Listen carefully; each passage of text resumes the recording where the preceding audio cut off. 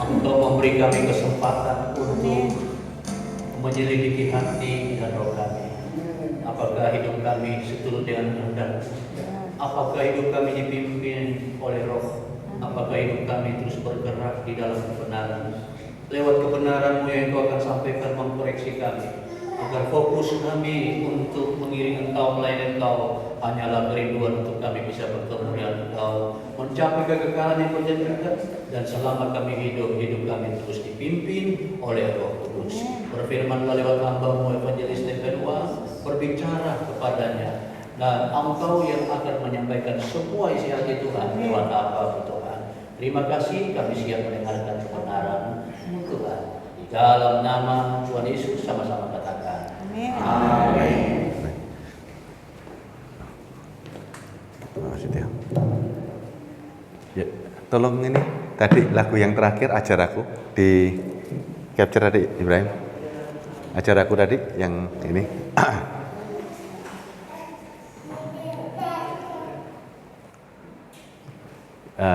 Satunya. Oke. Ajar aku Tuhan untuk melayani-Mu. Ajar aku Tuhan untuk menyenangkan-Mu. Ajar aku Tuhan untuk menyembah-Mu. Karena aku tahu Kau Tuhan Maha Besar. Kita sebagai manusia, ada manusia, ada Tuhan. Ada dua pihak yang berbeda. Kita sebagai manusia, sanggup nggak melayani Tuhan? Bisa nggak manusia ini melayani Tuhan? Ayo, bisa Bu? Manusia melayani Tuhan, bisa? Ada yang sanggup? Nggak ada satupun manusia di bumi ini melayani Tuhan. Makanya lagu ini, waktu ketika saya tulis, bagaimana Tuhan saya mau mengajari? Bagaimana saya mau melayani Engkau? Tolong kita diajari. Tuhan harus kasih petunjuk. Bagaimana sebetulnya melayani Tuhan itu? Bagaimana sih sebetulnya melayani Tuhan? Kalau saya melayani Tuhan, apa yang harus saya layani? Allah itu begitu besarnya.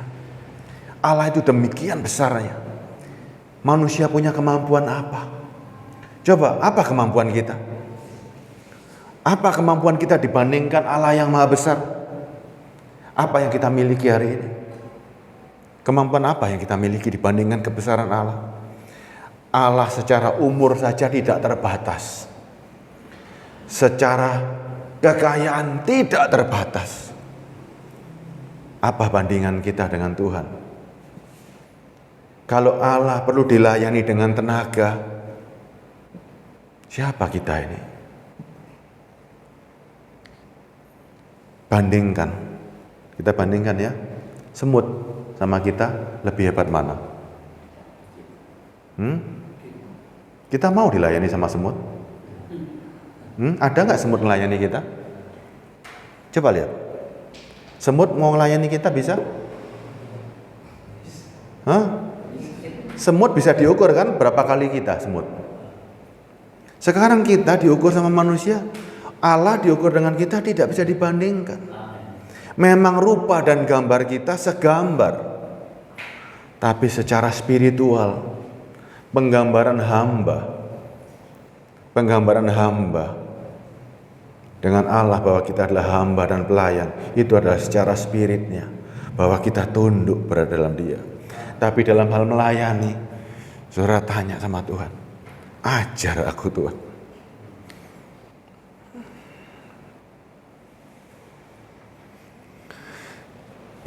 Makanya Tuhan itu, Dia datang. Kalau Dia tidak menurunkan derajatnya, buat kita datang, gimana kita bisa ketemu hari ini? Coba bandingkan ya. Kalau presiden nggak datang ke sini, kita bisa ketemu nggak? Kalau presiden yang di Jakarta, saudara mau ketemu dia kan nggak bisa kan? Kalau dia nggak datang ke sini, nggak mungkin. Matius berapa ini?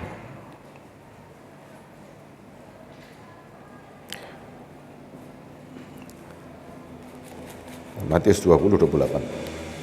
Ya.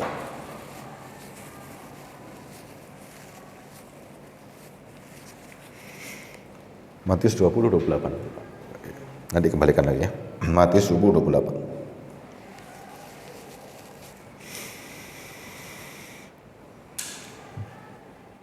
Matius 28 ya. 28. Matius 28. Matius 28 itu ya.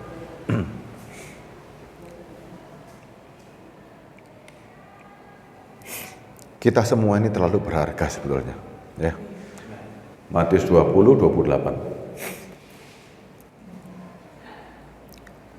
28. Sama seperti anak manusia, datang bukan untuk dilayani, melainkan untuk melayani dan untuk memberikan nyawanya menjadi tebusan bagi banyak orang. Kalau Allah nggak datang, nggak mungkin saudara bisa ketemu. Tidak mungkin. Firman ini jelas. Seperti anak manusia datang bukan untuk dilayani. Kita ini sekarang tampilkan yang tadi ya, lagu tadi.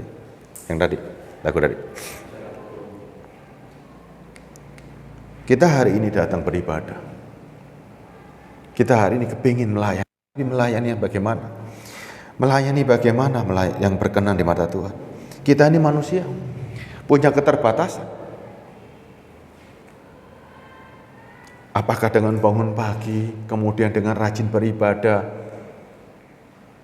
berkenan di mata Tuhan? Kita mau tahu, bagaimana sih caranya? Ya, bagaimana melayani yang benar? Sebetulnya siapa yang kita layani? Ajar aku Tuhan untuk menyenangkan. Gimana sih cara menyenangkan Tuhan ini? Ajar aku untuk menyenangkan. Bagaimana sih? Kita kan harus paham. Tuhan ini harus kita mengerti. Bukan seperti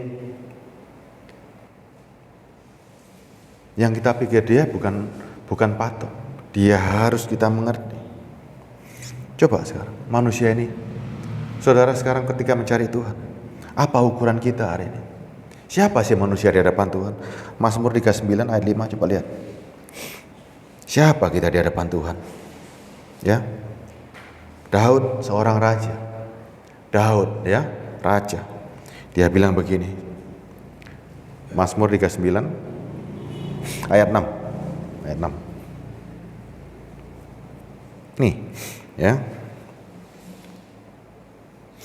Mazmur 39:6. Sungguh hanya beberapa telempap saja kau tentukan umurku. Umur kita itu cuman ini loh, telempap itu inilah. Bagimu hidupku seperti sesuatu yang apa arti hampa? Hidupku hanya seperti sesuatu yang sudah seperti yang suatu yang hampa. Hampa itu kosong. Disebutkan seperti sesuatu yang kosong. Setiap manusia hanyalah kesia-siaan. Bayangin, saudara, itu seperti sesuatu yang kosong. Yang kosong itu tidak ada apa-apa. Saudara seperti yang kosong berarti tidak ada artinya. Yang kosong itu sudah disebutkan seperti sesuatu yang hampa. Saudara itu masih mirip yang hampa. Nggak ada artinya. Ayat 7-nya. Ayat 7-nya. Ia hanyalah bayangan yang ada artinya. Bayangan, dibilang bayangan yang, coba renungkan kalimat ini. Bayangan yang berlalu. Saudara berdiri di sini, ya, nih. Ada saya, ada bayangan saya kan? Mana yang lebih berharga? Yang ini atau yang ini? Tentunya yang nyata kan ya? Ini dibilang bayangan terus berlalu lagi. Bayangin. Sudah dibilang bayangan berlalu lagi. Ia hanyalah bayangan yang, coba bayangin. Bayangan yang berlalu. Ada harganya gak? Ada nilainya gak? Bayangin, seorang raja yang punya kedudukan sangat tinggi pada hari itu. Dia bilang, ia hanyalah bayangan yang berlalu. Dan hidupnya hanya memperebutkan yang sia-sia dan menimbun, tetapi tidak tahu siapa yang merauapnya nanti. Nih, ini kehidupan yang kita hidupi hari ini. Saudara sekarang kalau sudah membayangkan seperti ini, terus bagaimana dalam hidup ini? Ternyata hidup kita ini singkat kalau cuman dibatasi. Ini lihat, ya. Kalau saudara cuman bayangan berlalu, hidup ini nggak ada artinya. Kalau umur kita ini singkat, tidak ada artinya. Saudara mau hidupnya berarti kan? Mau hidup ini punya arti, punya makna. Makanya Tuhan sediakan. Makanya Dia mau datang. Dia mau datang. Ada yang bisa nambah umur di sini? Nggak ada kan? Kalau nambah rezeki bisa kan? Nambah rezeki bisa ada Bu ya? Nambah rezeki bisa. Nambah umur tidak ada yang bisa. Nambah panjang umur tidak ada yang sanggup. Nambah rezeki bisa, ya. Nih lihat nih. Kita semua susah nih hidup di dunia. Ayub 7 coba lihat. Belajar dari kitab Ayub ya. Ini tentang kehidupan manusia, ya. Hidup manusia belajarnya dari Ayub, ya. Ayub 7 ayat 1. Makanya kita lihat sekarang. Yang namanya umur, masa hidup manusia tidak ada yang bisa menambah. Kurang bisa, tapi yang nambah nggak ada yang bisa. Kita jangan cari yang sia-sia, cari yang bisa nambah. Tapi sekarang kita lihat nih, yang sebetulnya diributkan manusia itu apa sih? Apakah sama semua orang manusia? Bukankah manusia harus bergumul di bumi dan hari-harinya seperti hari-hari orang upahan? Berarti memang sudah nggak bisa dihindari. Kehidupan ini susah nggak kalau begitu? Susah ya? Karena ini sudah firman. Jadi ini menjadi biasa. Bukankah manusia harus bergumul di bumi? Artinya memang harus. Arti bergumul ini memang ya seperti inilah kehidupan.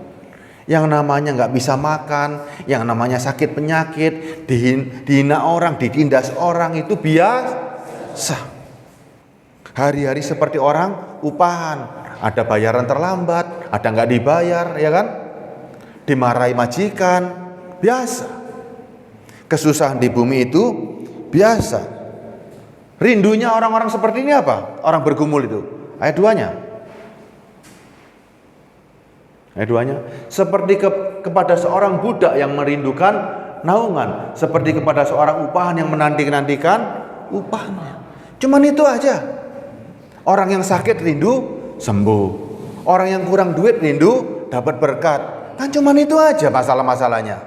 Orang yang kawin kepengin bahagia. Orang yang kawin kena masalah. Orang yang cuma masalah-masalah begitu aja.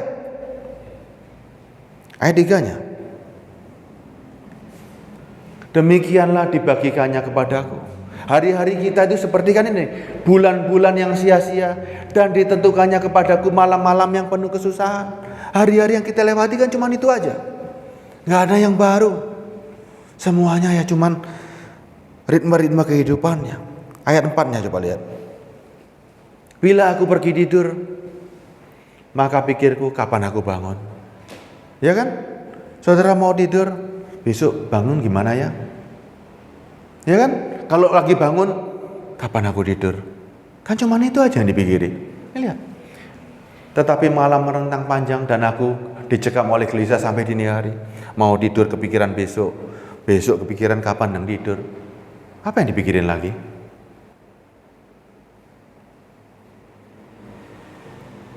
Apa yang dipikirin lagi? Ada yang dipikirin kan ini aja cuma mumetnya kan?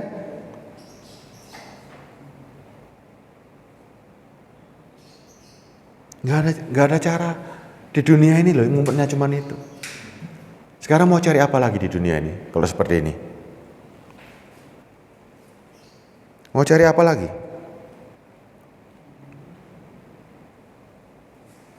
Mau cari kebenaran cara sendiri? Bisa kita cari kebenaran cara sendiri? Mau hidup benar dengan cara sendiri? Nggak perlu Tuhan? Bisa? Kita belajar lagi, mundur Ayub 4 ayat 17. Yuk kita lihat nih. Nggak perlu Tuhan-Tuhanan. Karena ada sekarang. Manusia ini berbuat baik aja sudah bisa selamat, nggak perlu Tuhan. Apakah bisa begitu? Coba kita lihat nih. Wes pokoknya dadi wong apik ae, gak usah tuhan-tuhanan. Gak gawe dosa, gak nyakiti orang. Bisa nggak? Coba lihat. Mungkinkah seorang manusia benar di hadapan Allah? Ada nggak orang baik? Ini lihat. Dia bisa baik sama orang. Dia bisa baik menolong orang. Dia bisa terlihat baik sama orang. Tapi di dalam hatinya, dia masih bisa punya amarah, masih punya iri hati, masih punya dengki. Kelihatannya baik sama orang, tapi yang di dalam hati nggak ada yang tahu. Mungkinkah seorang manusia benar di hadapan Allah? Mungkinkah seorang tahir di hadapan penciptanya? Ayat 18 lebih serem lagi, coba lihat. Coba lihat. Sesungguhnya hamba-hambanya tidak dipercayai, malaikat-malaikatnya pun di hadapannya, didapatinya tersesat.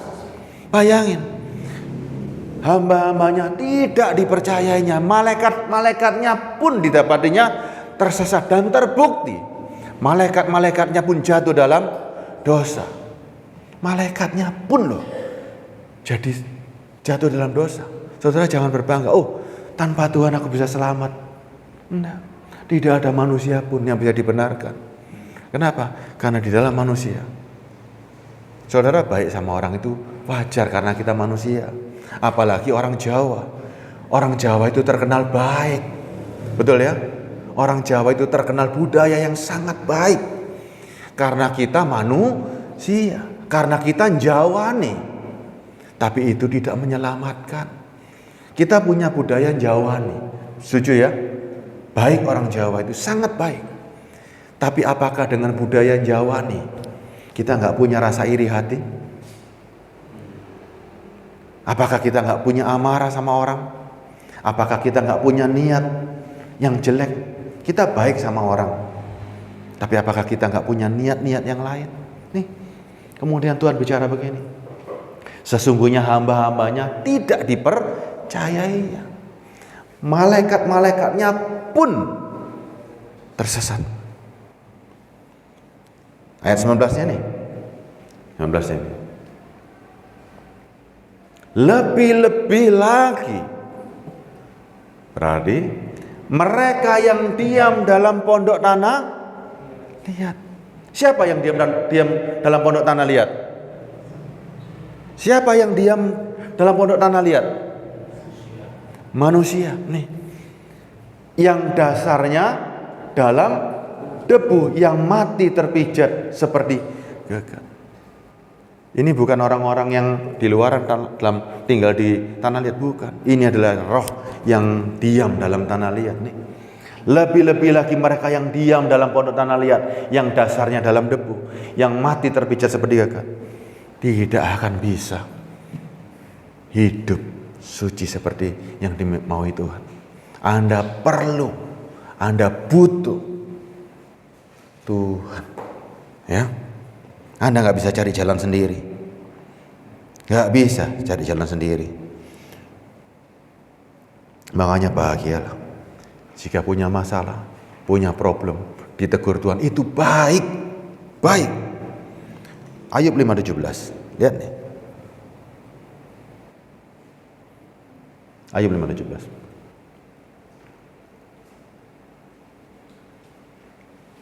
Makanya saking baiknya Allah. Ayub 5:17. Ayat 5:17.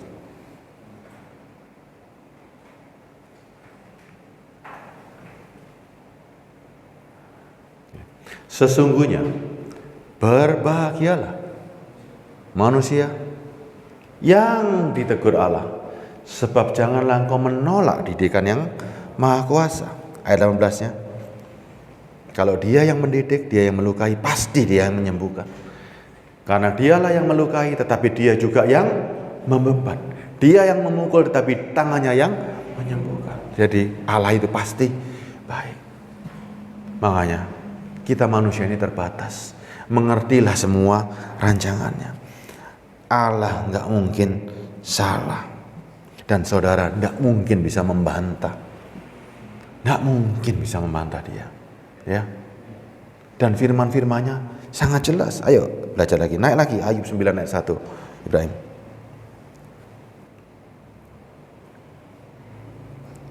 Ayub 9 ayat 1 ya.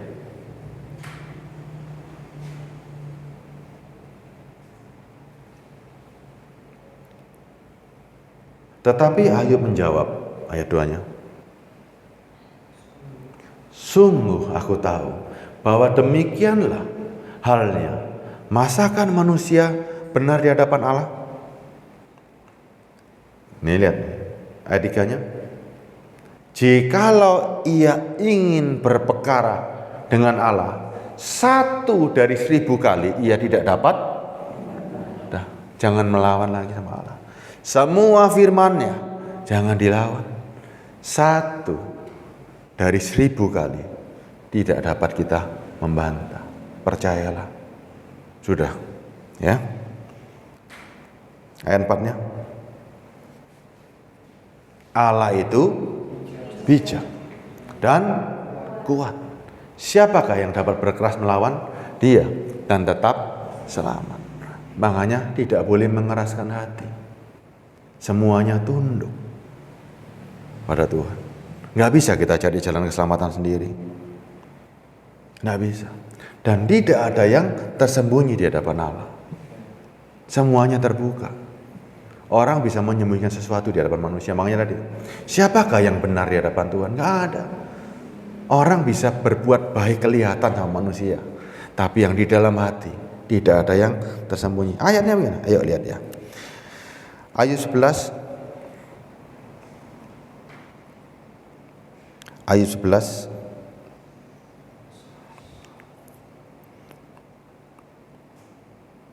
ayat 11. Mulai ayat 7 dulu. Ayat 11 ayat 7. Ya, ayat 11 ayat 7. Ini lihat kebesarannya Tuhan ya. Makanya kita ini mau melayani Tuhan gimana caranya? Mau menyenangkan Tuhan bagaimana caranya? Dapatkah engkau manusia memahami hakikat Allah? Menyelami batas-batas kekuasaannya yang maha kuasa. Ada batasnya? Tidak ada. Kekuasaannya tidak terbatas. Terus tingginya seperti langit yang tidak. Apa yang dapat kau lakukan? Nggak bisa kita menjangkau langit, nggak bisa, batasnya nggak ada. Dalamnya melebihi dunia orang mati. Ada yang tahu dalamnya dunia orang mati sampai di mana batasnya? Tahu batasnya? Ada di sini yang tahu? Ibu-ibu tahu? Orang yang sudah berumur tahu di sini batasnya orang mati? Dalamnya tahu? Nggak ada yang tahu. Apa yang dapat kau ketahui dari dunia orang mati? Kita masih hidup, tahu semuanya kan?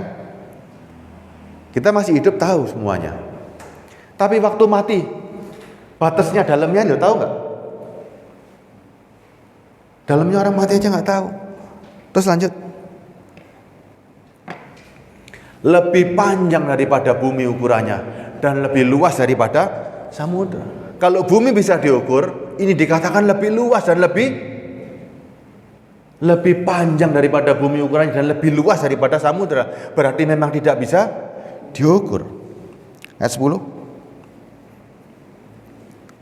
Ini ya, apabila ia lewat melakukan penangkapan. Makanya saudara sama Tuhan nggak bisa apa-apa. Kalau dia lewat melakukan penangkapan, saudara dilihat sama Tuhan, ya, dan mengadakan pengadilan, siapa yang dapat menghalanginya? Artinya apa? Tidak ada yang bisa luput. Selama kita hidup, kita bisa bersembunyi dari orang-orang. Tapi kalau Tuhan sudah mau dan sudah waktunya, tidak ada yang bisa luput. Ayat 11. Karena ia mengenal penipu dan melihat kejahatan tanpa mengamati. Tahu nggak artinya ini? Ia mengenal penipu dan melihat kejahatan tanpa mengamati. Tuhan sudah tahu dalam hati kita tanpa mengamati. Nggak usah melihat, dia sudah tahu. Hebat nggak? Ayat 12. Jika orang dungu dapat mengerti, maka anak keledai liar pun dapat lahir sebagai manusia. Inilah kehebatan Tuhan. Tuhan tidak terbatas. Tidak terbatas. Kita nggak bisa membela dan tidak bisa menipu dia. Satu pun tidak bisa. Ayub 13. Ayat 7. Apa yang kita lakukan?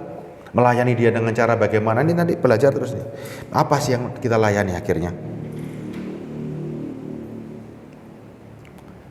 Sudikah kamu berbohong untuk Allah?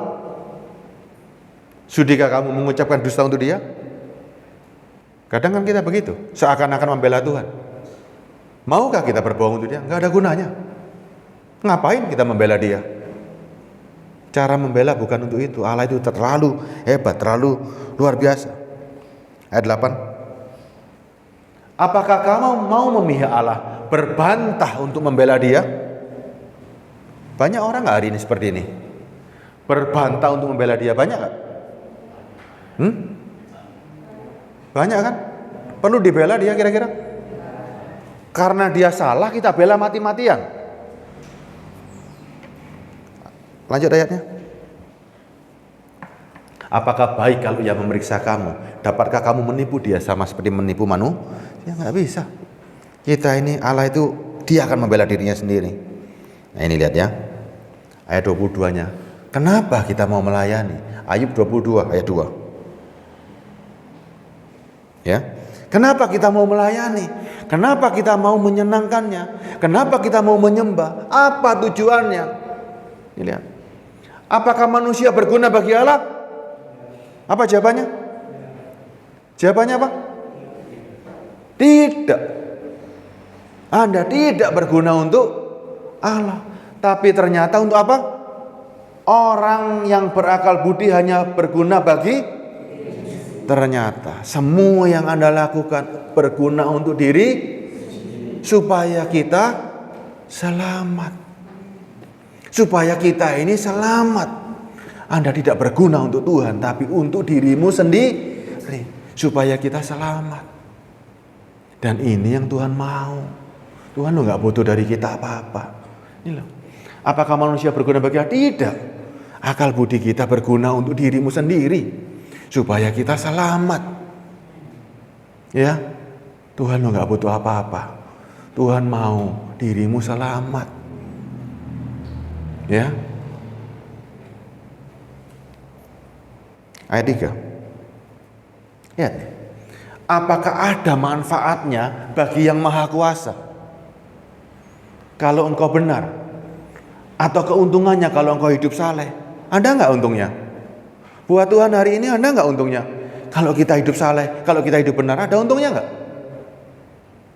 Nggak ada untungnya kan? Tuhan bilang, aku bisa melahirkan manusia dari keledai liar, bisa melahirkan dari batu. Ada untungnya nggak? Nggak ada untungnya. Tapi buat kita keuntungannya, makanya setarakan posisi kita hari ini, sadar kehidupan kita ini butuh banget sama Tuhan. Kalau lihat seperti ini, coba lihat apakah ada manfaatnya bagi yang maha kuasa. Kalau engkau ini hidup benar, buat Tuhan gak ada gunanya kita ini sebetulnya. Makanya kalau Tuhan mau menyelamatkan kita, saudara sadar betapa luar biasanya dan betapa beruntungnya diri kita. Ya, ini saya bukan bicara bahwa saudara tidak penting. Yang penting itu saudara penting banget. Kalau kita selamat itu buat siapa sih sebetulnya? Buat kita sendiri. Buat Tuhan itu sebetulnya kalian itu loh apa sih sebetulnya? Kalau mau sombong-sombongan sama Tuhan itu apa sih? Gitu loh. Koyok butuh-butuh gitu loh. Kadang-kadang kan orang ini loh, aku gak butuh Tuhan. Enggak. Memang betul-betul Tuhan itu sebetulnya gak butuh kita. Kita ini yang butuh Tuhan. Ini loh. Apa sih manfaatnya buat yang maha kuasa? Kalau kamu benar, kalau kamu ini gak ada. Kita yang punya keuntungan yang sangat besar. Ini loh, makanya ajar aku Tuhan untuk melayanimu yang benar ini gimana sih? Ajar aku Tuhan untuk menyembahmu itu gimana sih? Saudara kalau dapat kehidupan siapa yang merasakan? Diri sendiri kan? Diri sendiri kan? Tuhan gak rugi apa-apa, Anda mati kok. Ya, Dia bisa ciptakan anak-anak yang lain. Walaupun Alkitab menulis Dia sedih kalau Anda mati. Dan Dia buktikan memang Dia turun sendiri untuk saudara, untuk kita mengerti.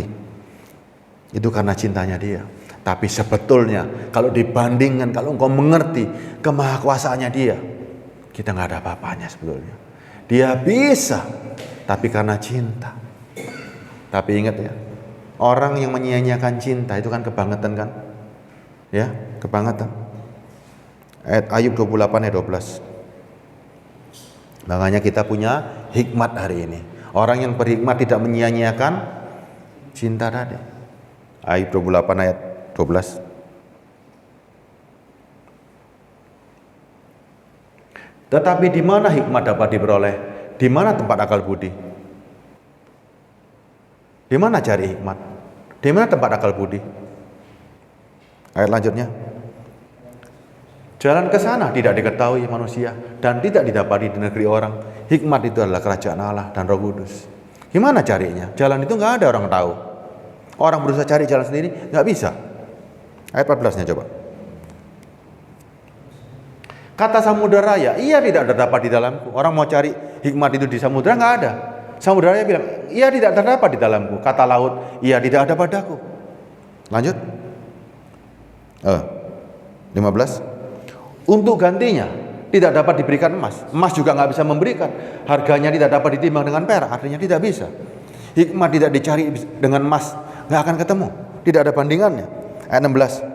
Ia tidak dapat dinilai dengan emas ofir ataupun dengan permata kisopras yang mahal atau permata lazurit. Artinya apa? Pengetahuan tadi tidak bisa diukur dengan emas dan perak. Tidak dapat ditimbang, 17, tidak dapat diimbangi oleh emas atau kaca ataupun ditukar dengan permata dari emas tua. Baik gewang, hablur tidak terhitung lagi. Ya. Ayat 19, permata krisolit Ethiopia tidak dapat mengimbanginya. Ia tidak dapat dinilai dengan emas murni. Artinya apa? Hikmat itu mau dicari model apapun tidak akan bisa. Ayat 20. Hikmat itu dari mana datangnya? Atau akal budi di mana tempatnya? Ia terlindung dari mata segala yang hidup, bahkan tersembunyi bagi burung di udara. Kebinasaan dan maut berkata, ini lihat. Kebinasaan dan maut berkata, hanya desas-desusnya yang sampai ke telinga kami. Ayat 23. Kalau mau tahu, Allah mengetahui jalan ke sana. Ia juga mengenal tempat kematian, dia tahu jalannya. Tempat kediamannya juga dia tahu jalannya. Satu-satunya jalan mengenal hikmat adalah mengenal Tuhan. Dan Tuhanlah yang datang kepada kita. Kalau Tuhan gak datang, gak mungkin kita mengenal Dia. Ya, makanya kita ini gak bisa apa-apa. Kembali ke Ayub 14 ayat 10.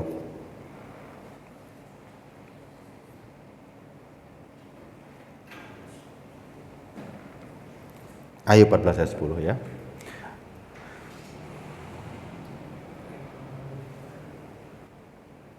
Ayub 14 ayat 10. Ini kita masih hidup ya, masih ada kesempatan. Ayub 14 ayat 10. Tetapi bila manusia mati, maka tidak berdayalah dia. Bila orang binasa, di manakah dia?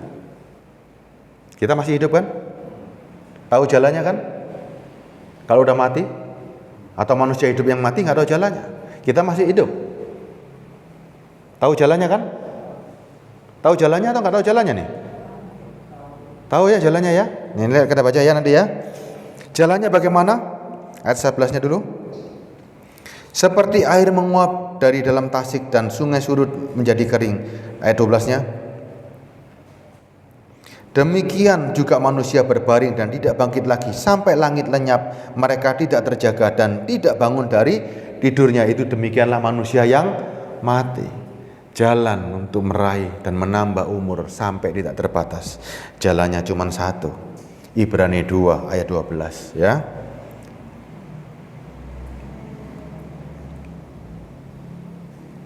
Ibrani 2:12, nggak ada jalan lain ya. Yuk.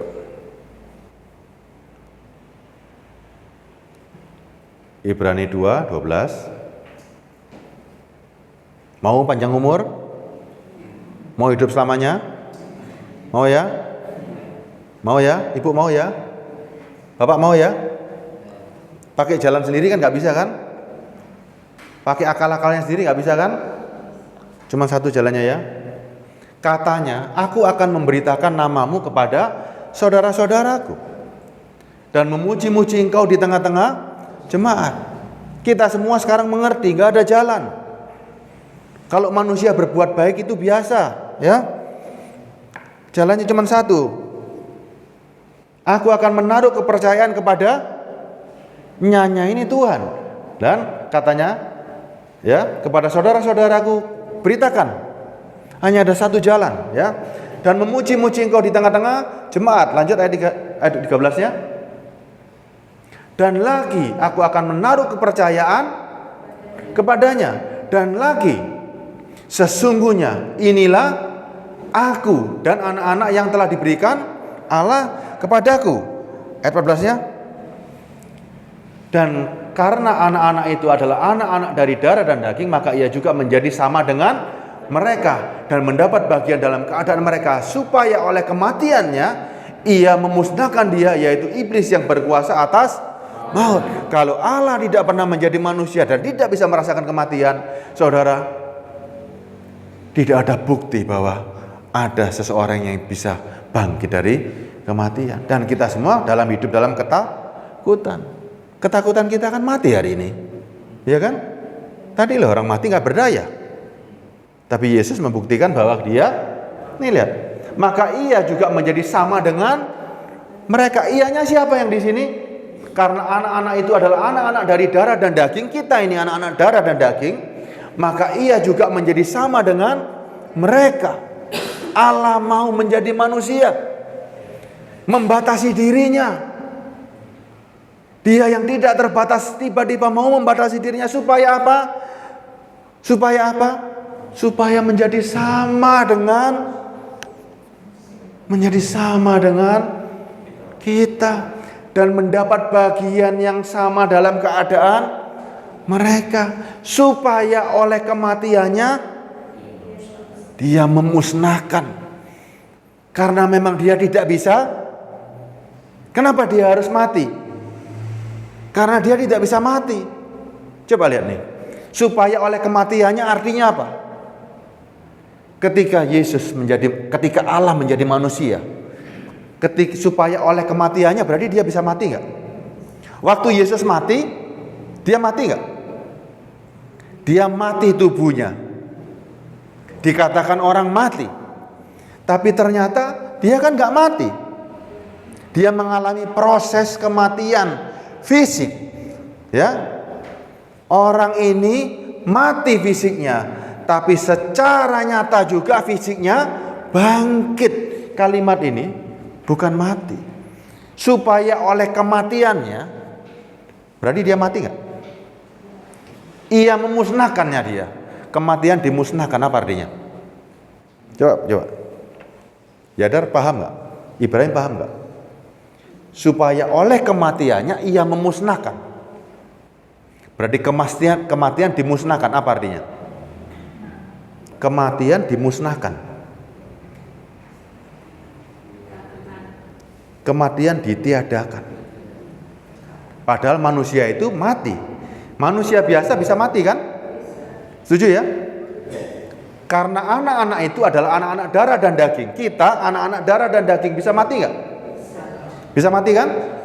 Bisa mati kan? Kita semua bisa mati. Ya, maka ia juga menjadi sama dengan Allah, menjadi sama dengan kita. Setuju ya? Sekarang lihat nih. Yesus sama persis dengan kita. Kita bisa mati.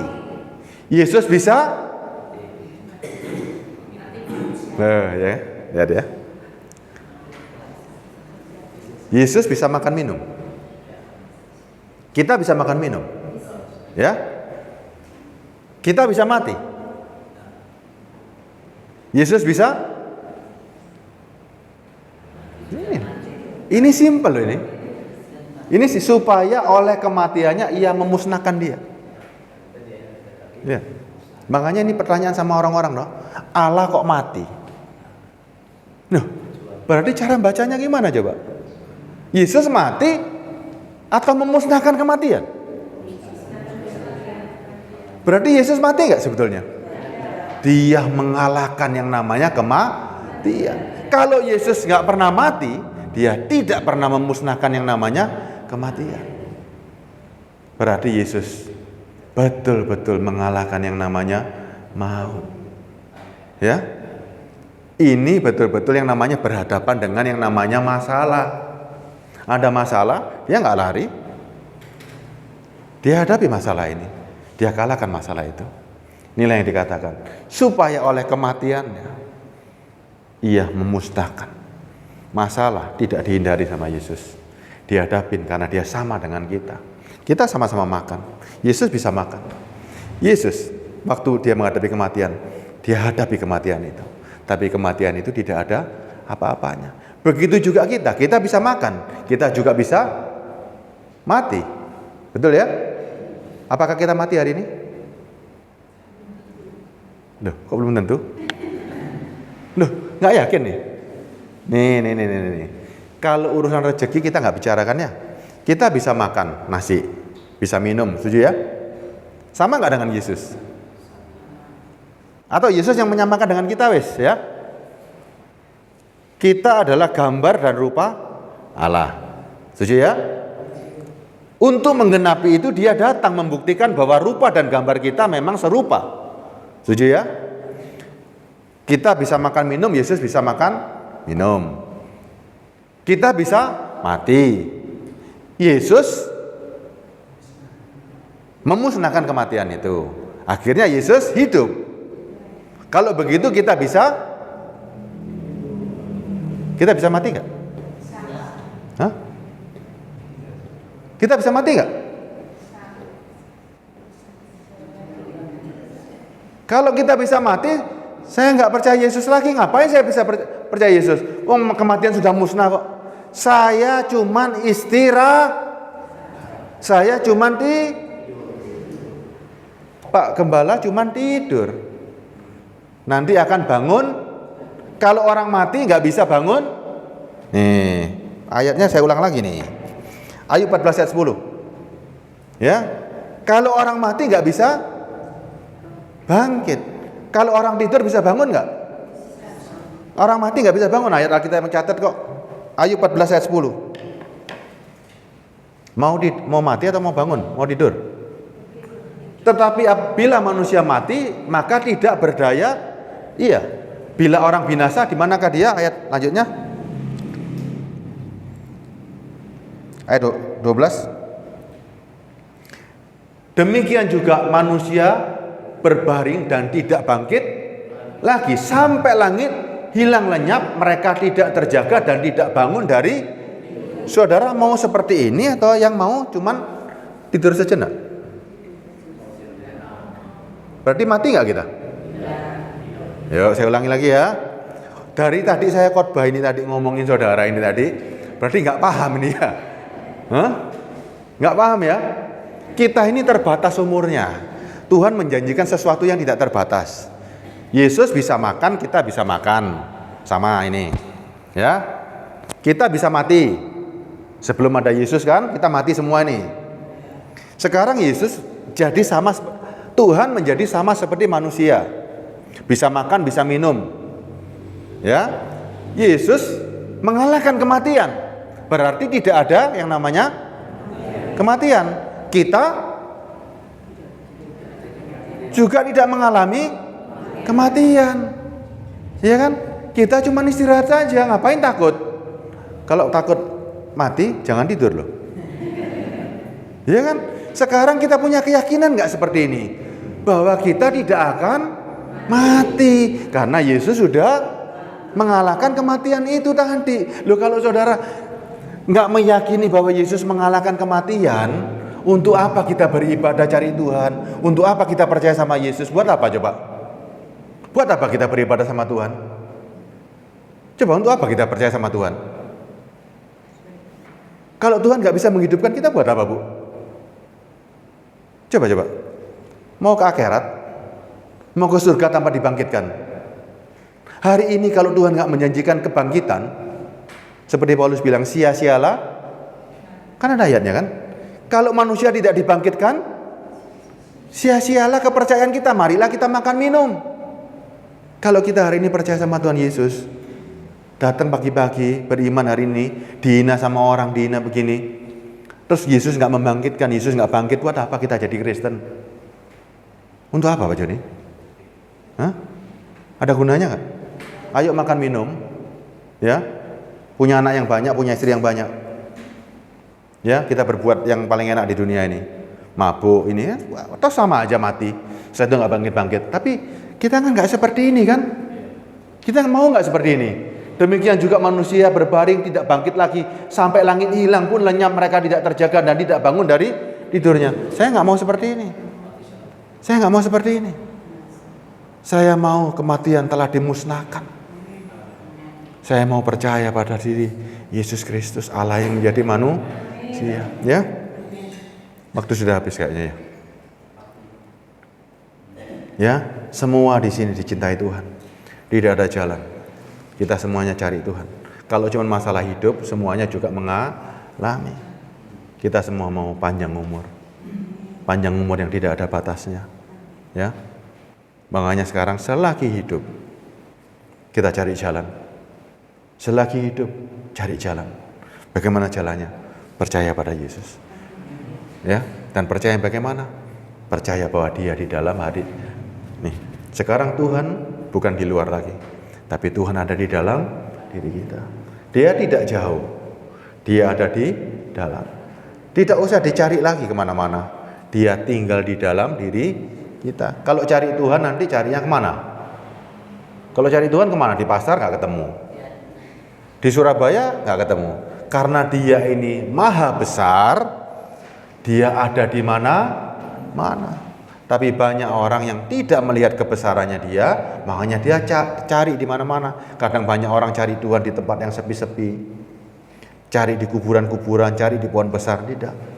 Tuhan ada di mana-mana. Terlebih lagi Dia ada di dalam hati kita. Ya, puji Tuhan, hari ini semua orang mau panjang umur. Semuanya mau hidup lebih panjang.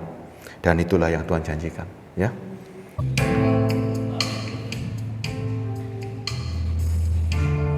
Engkau telah datang sebagai manusia. Engkau telah mengalahkan kematian lewat kematian. Dan Engkau bangkit menunjukkan kepada kami bahwa kami pun akan mengalami yang sama. Kami akan beristirahat di saat Engkau panggil kami dalam waktu yang sejenak saja, dan kami akan dibangkitkan kembali seperti Engkau dan memakaikan tubuh kemuliaan. Tubuh ini kami tinggalkan dan kami diberi tubuh kemuliaan. Kalau Roh itu ada dalam kehidupan kami, yaitu Roh Kudus adalah pribadimu sendiri yang akan tinggal letak dalam hidup kami. Kami berterima kasih penjelasan dari firman yang sudah kami dengar, memantapkan iman kami. Kami tidak goyah. Bukan Tuhan memerlukan kami, tapi kami memerlukan Tuhan. Untuk kepentingan kami mencari Tuhan, yaitu mencapai hidup kekal bersama dengan Engkau. Dan itu yang Kau buktikan dengan cinta kepada kami. Hari ini kami berterima kasih untuk pengertian firman yang begitu menguatkan, begitu dalam kepada kami.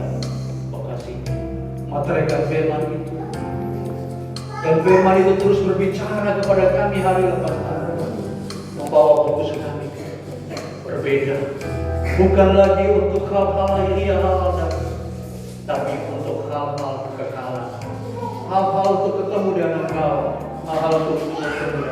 Selama kami di dunia kami bergumul membutuhkan sesuatu, itulah realita kehidupan.